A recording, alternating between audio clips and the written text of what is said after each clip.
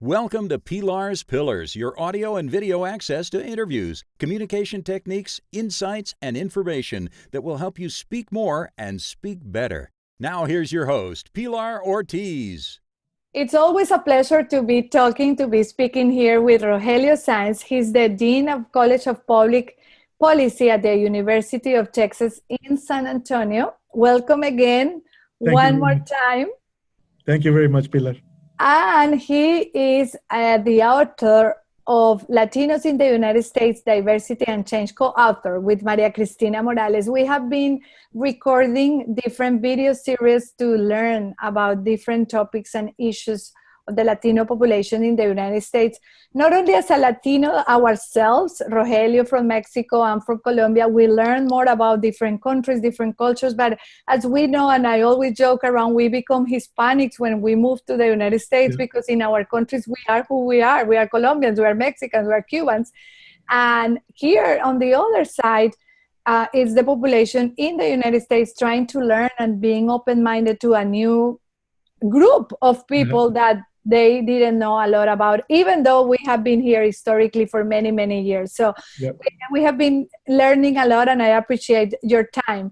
I wanted to record this segment more from a little bit of the behind the scenes, how you became very interested in this topic, and you wrote this book, and if you are writing another one.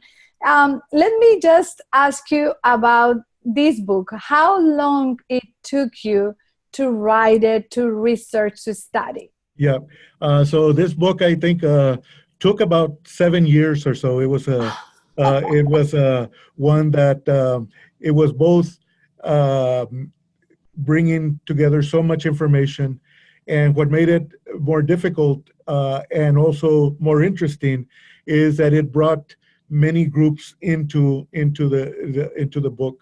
So typically, when people write this kind of work, they tend to be looking at Mexicans, Puerto Ricans, and Cubans, what sociologists call the big three in the Latino population.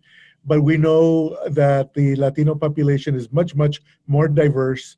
It has a lot of beauty, a lot of diversity, people that come from all over Latin America as well as Spain. And they bring their particular country, their cultures, their values, and so forth, and those are often lost.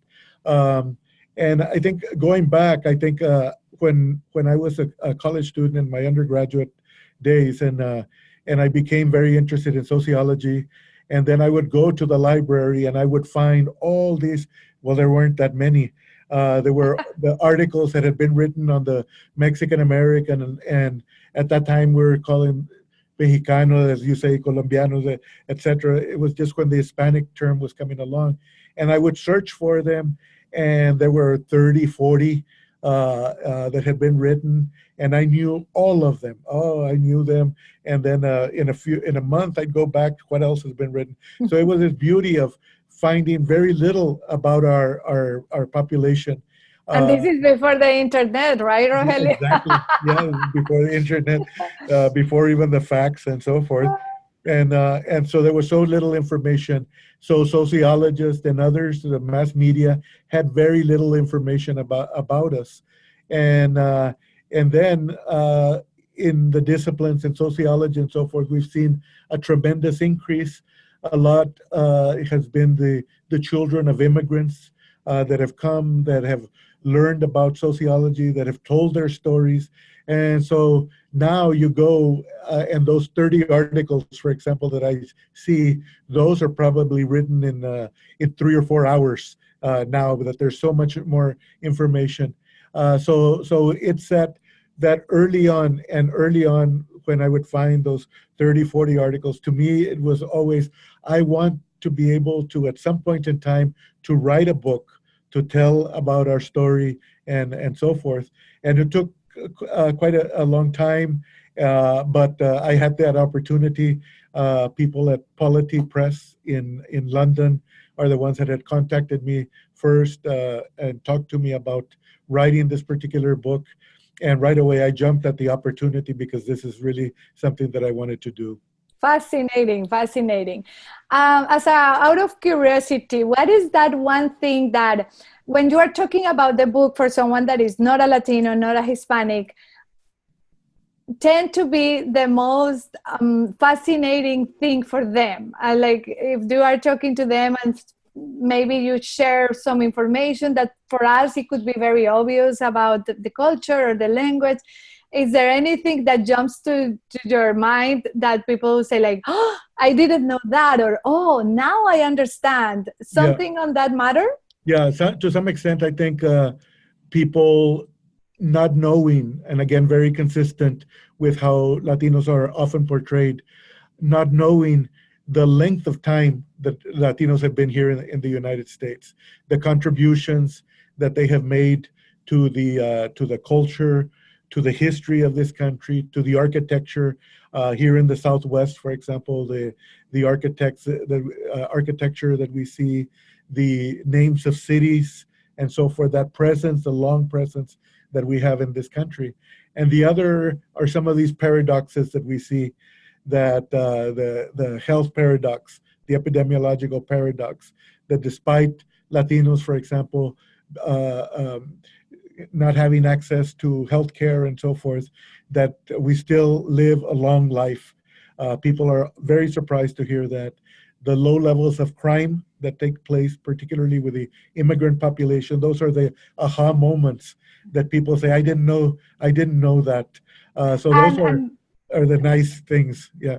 And when you see that, when you are able to share and they see that aha moment, do you see a change of perspective? Because knowledge, information, it's very valuable. And if we don't know what we don't know, right? Yeah, when exactly. someone opens their mind and their hearts to understand or to feel the way the other person, not only because, oh, they came here undocumented or they did this, and it's very easy to judge and point the finger. Yeah. Once they understand a little bit more and maybe they learn or they read the book, have you seen that change of perspective, that it will become better for everyone as we share this country and the many moments in the world? Yeah, I think that that people generally, if once they're presenting with information and that they tend to grasp it, perhaps put it into their own frame of reference in terms of trying to make sense.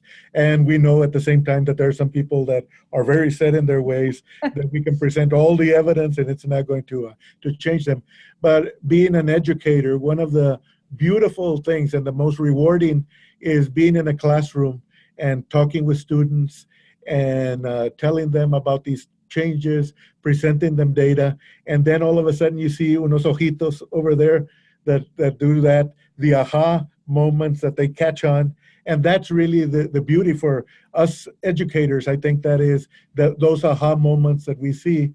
And the other one is when you see students and that, and you see this, I think, in the last few generations, where people, Latino parents in the United States, that growing up in the Southwest, for example, where they were punished for speaking Spanish, for example, and they were put down in many respects.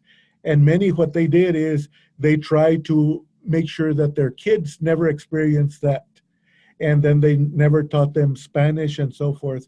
And many of those kids then in schools, in the public schools, they're not going to get this information. They're not going to get this information in the history books. And then they come to the university and then they see a course on Mexican Americans and Latinos. And they become so wanting to know more about everything that the schools never taught them, that their parents tried to protect them and things like that, those discrimination, racism that continue to exist, but they see it with great open eyes. And that hunger that they see, that they missed out on a lot of the truth of history and so forth, is also very important to. And the reasons for that to happen and the change with the generations, and now is so proud, the pride that we feel to be bilingual or to speak Spanish, but that wasn't the case. And you mentioned something very important, that we are not the new kids in the block. Yeah, It has exactly. been for years and years. Any final message, final thought, as you probably are preparing another book? Hopefully it doesn't take 7 years. Yeah. But as we see the Latino population growing and the face of the United States changing, Yeah, any final thought? yeah, I think some of the nice features that are going on in terms of, and again, having to do with that diversity that we see, and the people from all over Latin America coming together here in the United States.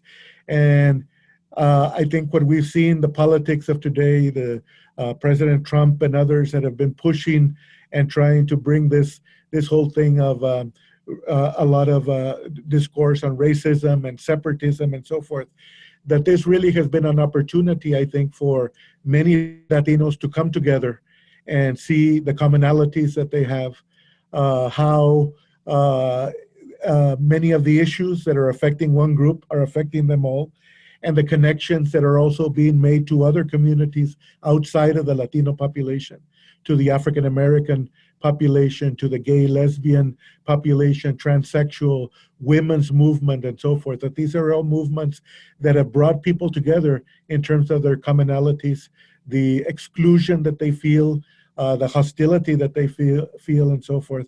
And these are things that I think that are bringing people together.